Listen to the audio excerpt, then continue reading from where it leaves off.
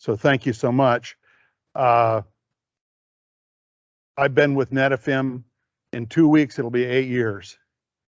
And one of the unique privileges that I've had in my tenure with NetFM is the relationship with NutraDrip and watching them grow and evolve into an exceptional irrigation company and an exceptional business. So I really do appreciate that.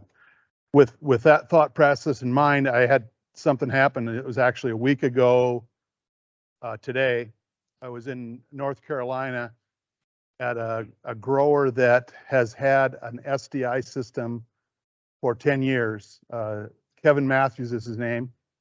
You may recognize Kevin. He's been integral part of NetFM and now with a group called Extreme Ag.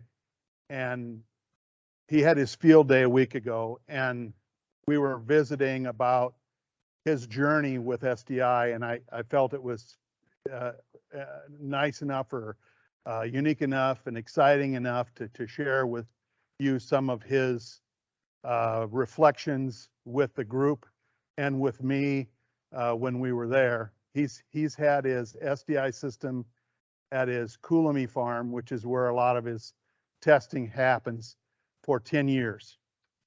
So he's a long-term grower and has been really committed to SDI for 10 years.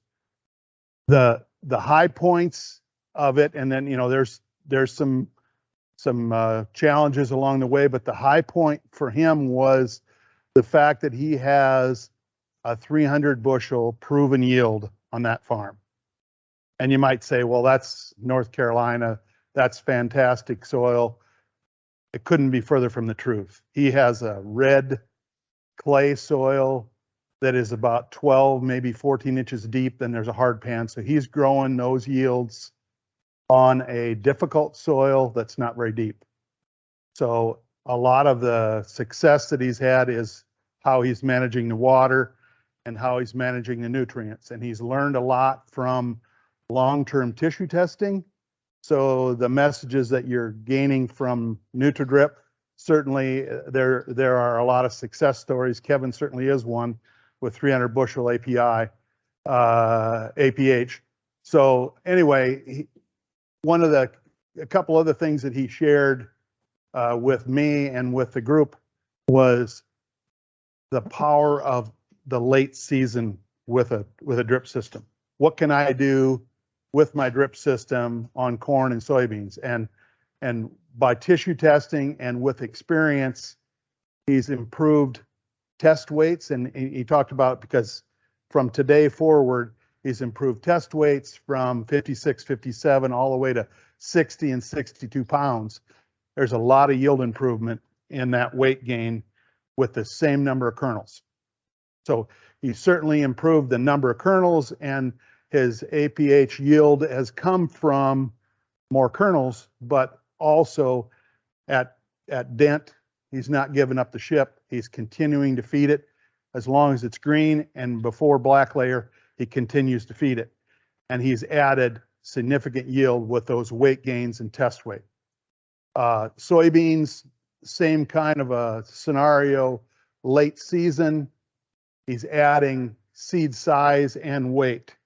And to quantify some of that, he's taken soybean varieties that are often 2,600 seeds per pound and increased the size of those beans to 2,000. And last year he went to 1,900 seeds per pound. That's a large seed that he's improved. And in his testing on his Coolamy farm, that added 40 bushels per acre on soybeans.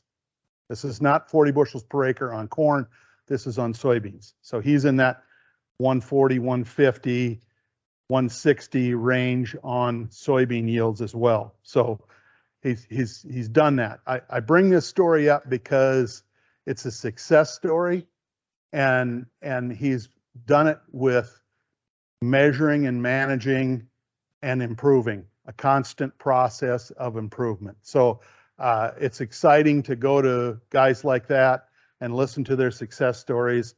It's a lot of fun for guys like me that we're working with beginners that are trying to figure out, how do I get to where Kevin is at? It doesn't happen overnight, but we can learn a lot from experienced growers, and a lot of growers in this room, whether you have had your drip system for a long time or for just a year or two, you're on that journey. And there's a great group of growers that have a lot of experience that have helped us along the way, and we've learned a lot together. So we really do appreciate the relationships of our long-term growers and long-term success. So wanted to bring up some of those things, and it kind of, it's all about what is possible. What is possible with your system.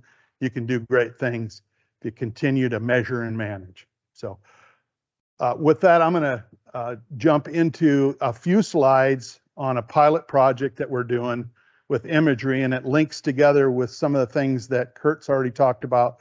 It's the same tool that he talked about when he was talking about measuring ET. The tool itself is an irrigation scheduling tool based on ET, and we're hoping that we'll be able to integrate soil moisture probes maybe next year, but in the future we'll integrate that information as well.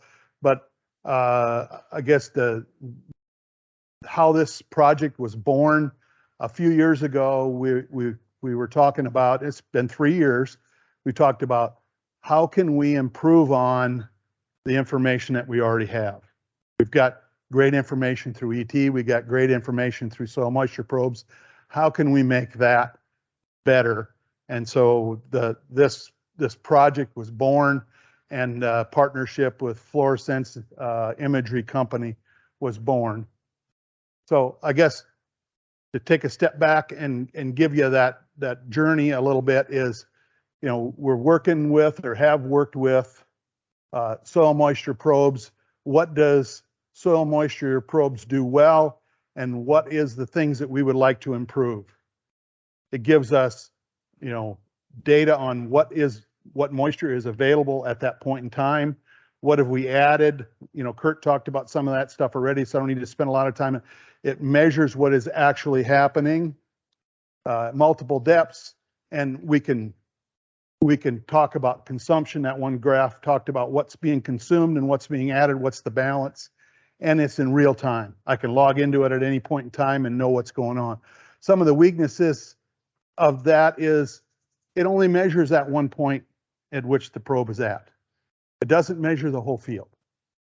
And so how many of these devices do I need in the field? And Kurt talked about the challenges of getting enough of these installed in everyone's field in a really short window is a tough business. So how can we improve on that? So one of the things that we thought about was, how can we use imagery to fill in that gap of the weaknesses of the soil moisture probes. So we can look at the full field. So we have that benefit.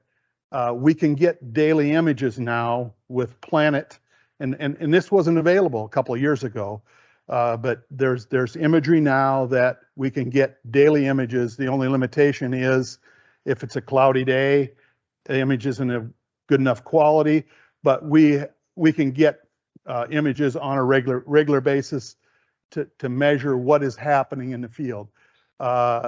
We want to be able to quantify the change, and that's one of the things that some imagery doesn't offer.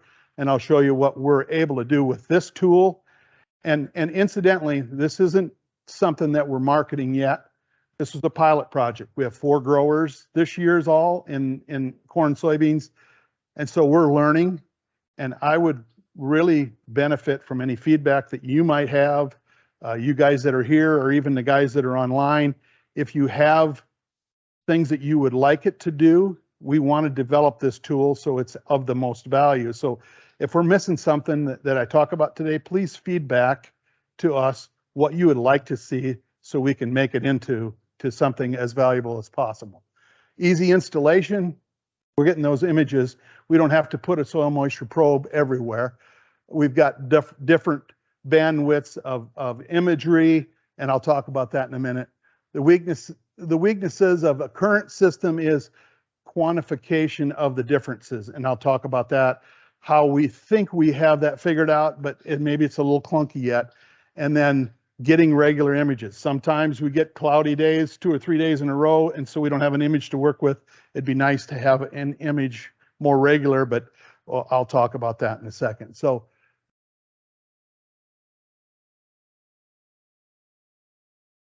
do I have to shoot it at this way? There. Okay. So here's the dashboard. And again, I'm going to go through this rather quickly because we don't have a lot of time. One of the things that Kurt does to me to keep me from talking too long is he always puts me right between lunch and the last speaker, and he usually takes too much time ahead and he's laughing in the back. But it kind of limits me, so I'm going to try and go through this as quickly as possible, but also try and make my point. So this is the dashboard, and this is the field near here. We're doing a pivot and the drip field next to it, and so you've got multiple fields that you can have, and it has the image dates. Now this particular project has the daily imagery, which is planet imagery, and it also has the Sentinel, which is the satellite image that gives me one about every 5 days. The Sentinel image gives me about 10 meter pixel size. The planet will give me about 3 meters, so it's a higher definition or higher resolution. The daily one, so there's 2 advantages. I can see it smaller pixels, so I can see it, and it's at a more regular basis. So I'm really interested in that.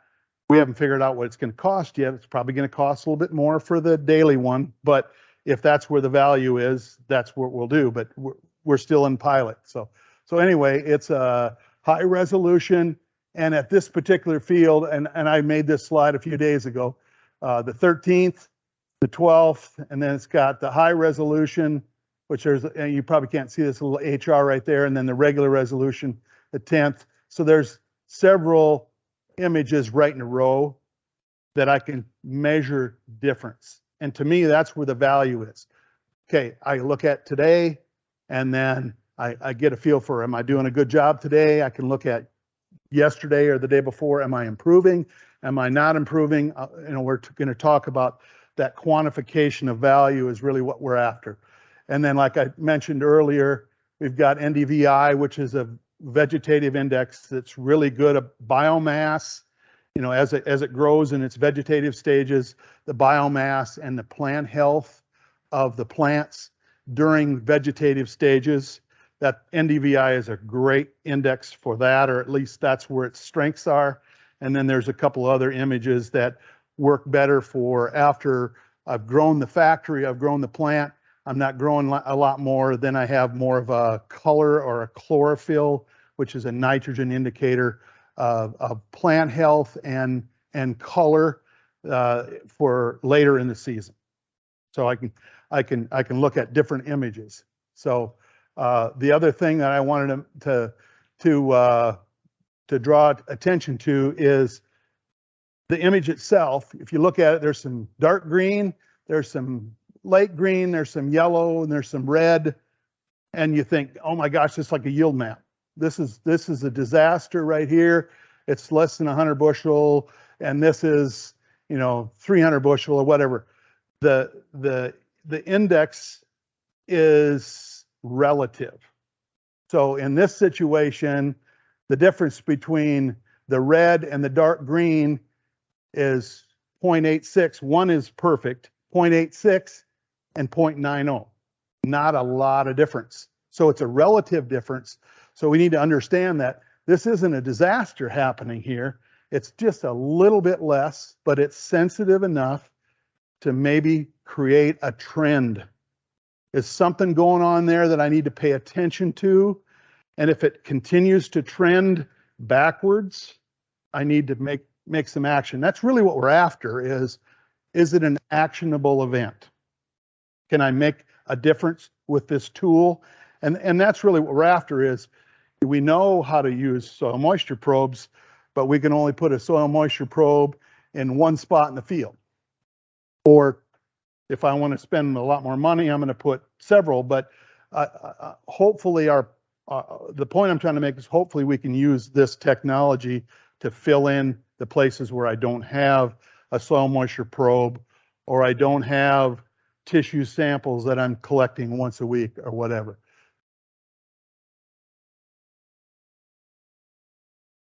So this is the NDVI, the vegetative index, and it gives me the ability, and it's not just a pretty picture. It's not just pretty with colors.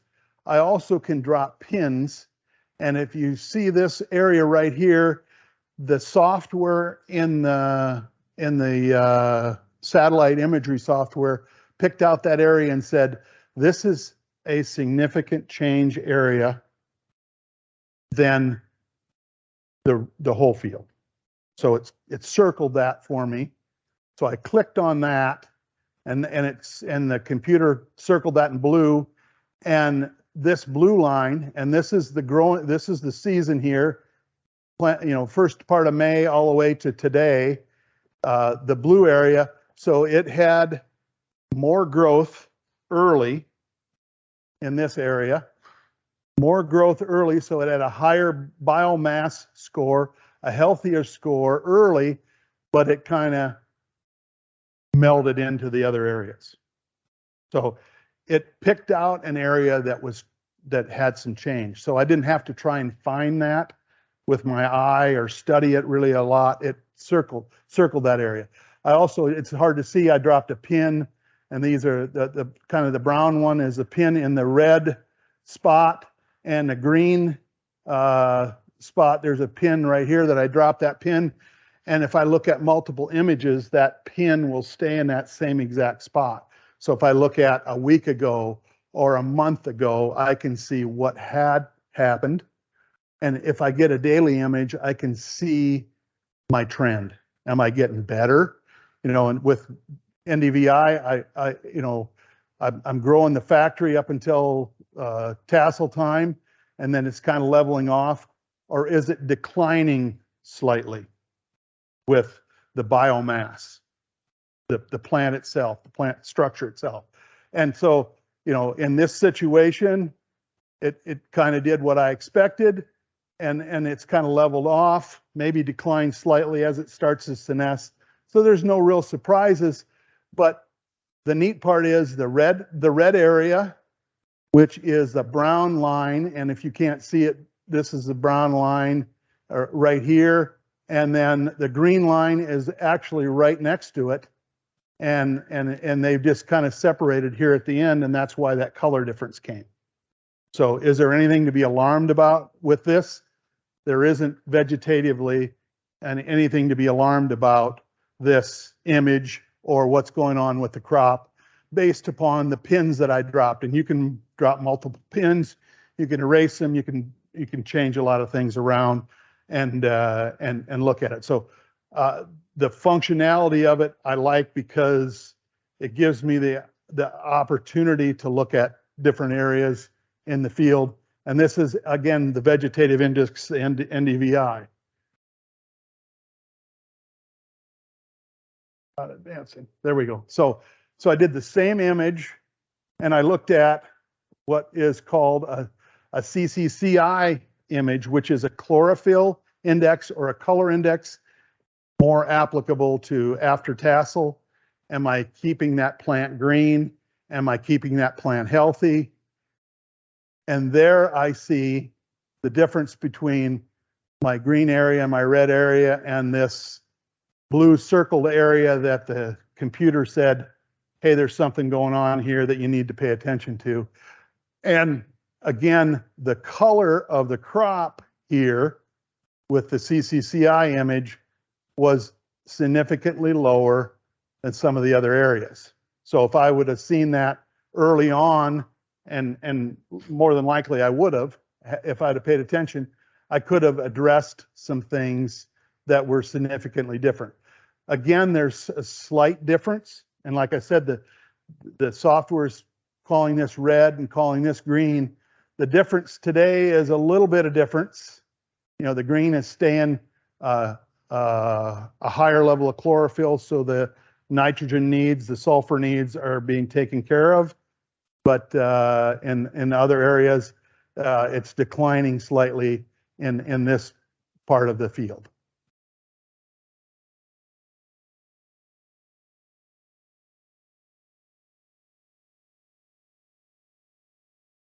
This is a red edge imagery, same kind of thing happening. It's a chlorophyll index or a nitrogen index, and it's not as extreme as a CCCI. Some things that I need to learn about the difference between the chlorophyll index, the CCCI, and the red edge imagery, but they're also identifying some differences. So this is the drip field right next to it, and again, similar kinds of things going on. The software picked out a couple areas, then I dropped a pin here, and so the blue area isn't significantly different. And incidentally, I forgot to say this, the black line is the average of the entire field. So what is the area that's above average or below average? The colors draw my attention to that and gives me an opportunity to investigate. Do I need to walk out in it? Do I need to take some samples? Do I need to do some other work in the areas that it's identifying, the imagery is identifying? And then this is the chlorophyll index for the drip field. And again, some of the red areas along this edge over here is dropping out. And the other areas, the green area and this blue area are tracking relatively nicely. So again, it's a pilot project. One of the challenges that I've always had with imagery is it just a pretty picture with lots of nice colors? What do I do with that information? We're working towards trying to quantify how can we make actionable items out of the information that it's given us.